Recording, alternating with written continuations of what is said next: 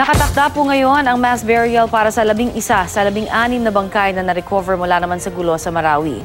Kabilang po sa mga ito ang ilan sa mga bangkay na nakita sa isang bangin sa lungsod. May ulat on the spot si Bam Alegre. Bam?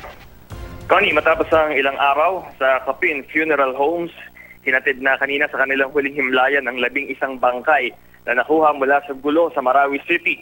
Ang Kapin Funeral Homes ng kaagapay ng LGU at PNP SOCO para maproseso ang mga bangkay na ito. May 28, 6 na bangkay ang dinala sa punerarya, 3 ang lalaki at 3 ang babae kabilang isang bata.